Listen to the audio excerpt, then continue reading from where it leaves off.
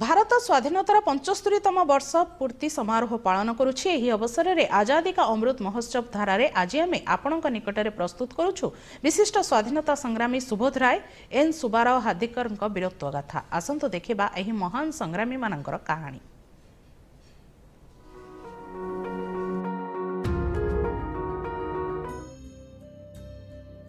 आज हम बात करेंगे सुबोध राय की। वे प्रसिद्ध चिट्टागोंग हथियारों की लूट की टीम में सबसे युवा क्रांतिकारी थे। सुबोध राय को झुंकू रॉय के नाम से भी जाना जाता था। उनका जन्म 26 अगस्त 1915 को चिट्टागोंग में हुआ था। रॉय भारत के स्वाधीनता आंदोलन से प्रभावित क्रांतिकारी समाजवादी थे। रिवॉल्यूशनरी इंडियन सोशलिस्ट पार्टी के नेता सूर्य सेन ने 1930 में चिट्टागोंग में अंग्रेजों के हथियारों के मालखाने पर छापा मारने की योजना बनाई। योजना के तहत चिट्टागोंग में 2 मालखानों पर कब्जा करना शामिल था। क्रांति की ज्वाला को और तेज करने के लिए धन जुटाने के उद्देश्य से चिट्टागोंग में इंपीरियल बैंक को लूटना और क्रांतिकारियों को जेल से छुड़ाना भी योजना का हिस्सा था। 18 अप्रैल को इस योजना पर अमल किया गया।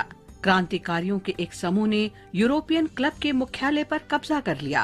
क्रांतिकारी पुलिस के मालखाने के बाहर एकत्र हो गए, जहां सूर्य सेन ने सैन्य सलामी ली,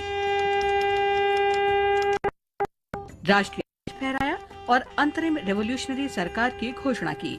क्रांतिकारी भोर होने से पहले ही चिट्टागोंग से निकल पड़े और चिट्टागोंग हिल रेंज की तरफ बढ़ने लगे। उन्हें छिपने के लिए सुरक्षित ठिकाने की तलाश थी, लेकिन कुछ ही दिनों में पुलिस ने उन्हें पकड़ लिया। मुकदमे के बाद रॉय को 1934 में पोर्ट ब्लेयर की सेलुलर जेल भेज दिया गया। 1940 में जेल से रिहा होने के बाद रॉय राजनीति में आ गए और भारतीय कम्युनिस्ट पार्टी के सदस्य बन गए। 26 अगस्त स्वाधीनता सेनानी डॉक्टर नारायण सुब्बाराव हार्डिकर की पुण्यतिथि भी है। उन्होंने कांग्रेस सेवा दल की स्थापना की थी। हार्डिकर का जन्म 1889 में धारवाड़ में हुआ था। उनके पिता का नाम सुब्बाराव और माता का नाम यमुनाबाई था। उन्होंने कलकत्ता के college of physicians and surgeons में मेडिसिन का अध्ययन किया। उसके बाद हार्डिकर उच्च शिक्षा के लिए अमेरिका चले गए। अमेरिका में उनकी मुलाकात लाला लाजपत राय से हुई और वे उनके निकट सहयोगी बन गए। हार्डिकर अमेरिका में कई राजनीतिक गतिविधियों में सक्रिय हो गए। वे हिंदुस्तान एसोसिएशन ऑफ अमेरिका के अध्यक्ष भी रहे। उन्होंने शिकागो में भारतीय विद्यार्थियों का सम्मेलन आयोजित किया। वे होम रूल लीग में भी शामिल हुए, जिसकी स्थापना लालाजी ने की थी।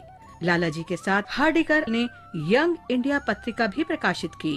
अमेरिका और कनाडा में रहने के दौरान उन्होंने वहां रहने वाले भारतीयों को भारत के स्वाधीनता संघर्ष की जानकारी दी। हार्डिकर ने स्वाधीनता संघर्ष के दौरान कई आंदोलनों में हिस्सा लिया। झंडा जुलूस में शामिल लोगों पर ब्रिटिश पुलिस के अत्याचार और राष्ट्रीय ध्वज के अपमान के विरोध में कांग्रेस ने झंडा सत्याग्रह आरंभ किया। हार्डिकर के नेतृत्व में ये आंदोलन नागपुर में शुरू हुआ। वे कई बार जेल गए। इस दौरान डॉक्टर हार्डिकर ने ऐसे संगठन के बारे में सोचा जिसमें उत्तम चरित्र वाले अनुशासित और प्रशिक्षित युवा शामिल हों। इसका परिणाम 27 दिसंबर 1923 को कांग्रेस के काकीनाडा अधिवेशन में सेवा दल के गठन के रूप में सामने आया। सेवा दल ने नागरिक अवज्ञा आंदोलन में महत्वपूर्ण भूमिका निभाई। डॉक्टर हार्डिकर ने 1925 में मासिक पत्रिका वॉलंटियर का प्रकाशन शुरू किया और पूरी तरह से सेवा दल के लिए समर्पित हो गए।